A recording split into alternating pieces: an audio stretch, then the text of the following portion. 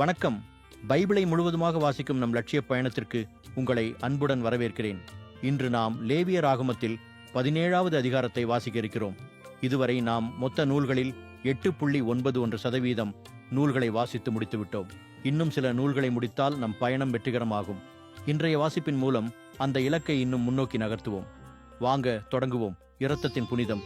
Israel குடும்பத்தைச் சேர்ந்த யாரேனும் மாடு, ஆடு அல்லது வெள்ளாடு இவற்றை சந்திப்பு கூடார வாயிலான ஆண்டவர் உரையும் இடத்தில் அவரது திருமுன் ஆண்டவருக்கு செலுத்தும்படி கொண்டு வராமல் குடியிருப்பு எல்லைக்கு வெளியிலோ கொலை செய்தால் அது அவருக்கு பழியாகும். குருதி சிந்தச் செய்ததால் அவர் தமது இனத்தினின்று அழிக்கப்படுவார். எனவே இஸ்ரேல் மக்கள் வயல்வெளியில் பலியிடுகிற தங்கள் பலிகளை சந்திப்பு கூடார வாயிலுக்கு ஆண்டவர் திருமுன் கொண்டு வந்து அங்கே அவருக்கு நல்லுறவு பலிகளாக செலுத்துவார்கள். அங்கு குரு அந்த இரத்தத்தை சந்திப்பு கூடார வாயிலில் இருக்கும் ஆண்டவரின் பலிபீடத்தின் மேல் தெளித்து கொழுப்பை ஆண்டவருக்கு உகந்த நறுமணமாக எரிப்பார். அவர்கள் கள்ளத்தனமாய் பின்பற்றி வந்த பேய்களுக்கு இனி தங்கள் பலிகளை செலுத்தக்கூடாது. இது அவர்களுக்கு என்றுமுள்ள நியமமாகும்.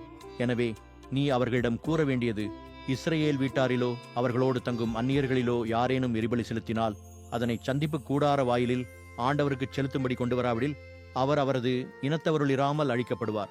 இஸ்ரேல் குடும்பத்தாரிலும் உங்கள் நடுவே தங்கும் அந்நியரிலும் ஒருவர் குருதியை அருந்தினால் குருதி அருந்தியவருக்கு எதிராக நான் என் முகத்தை திருப்பி அந்த மக்களிடையே அவர் இராதபடி அழிப்பேன். உடலின் உயிர் குருதியில் உள்ளது.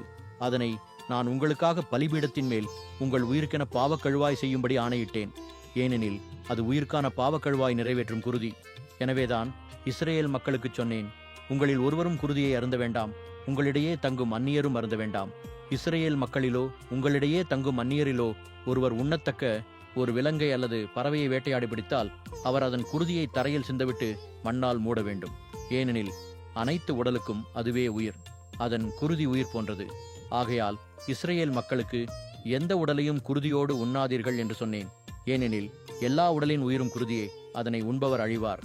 குடிமக்களிலும் அந்நியரிலும் செத்த உடலை அல்லது பீறி கிழிக்கப்பட்டதை உண்பவர் தம் உடைகளை துவைத்து தண்ணீரில் முழுகுவார். அவர் மாலை மட்டும் தீட்டாயிருப்பார், பின்னர் தூய்மையாவார். அவர் தம் உடைகளை துவைக்காமலும் தம் உடலை கழுவாமலும் இருந்தால் தம் குற்றத்தை தாமே சுமப்பார். நாம் 1189 அதிகாரங்களில் 107 அதிகாரங்களை நிறைவு செய்துவிட்டோம். இன்னும் சில அதிகாரங்களை வாசித்தால் முழு பைபிளையும் முடித்து விடுவோம். நாளை அடுத்த அதிகாரத்தை பார்க்க சந்திப்போம். நாள்தோறும் இந்த பயணத்தில் நீங்களும் பங்கேற்றால் பைபிளை முழுமையாக வாசித்து முடிப்போம். இது நம் வாழ்க்கையிலும் ஆன்மாவிலும் பெரிய மாற்றத்தை ஏற்படுத்தும். இந்த பயணம் உங்களுக்கு நம்பிக்கையையும் சமாதானத்தையும் கொடுத்தால் இந்த வீடியோவை லைக் செய்யவும் சப்ஸ்கிரைப் செய்யவும் மறக்க வேண்டாம். பகிர்ந்து மற்றவர்களையும் இந்த பயணத்தில் சேருங்கள். நாளை மறக்காமல் வாருங்கள்.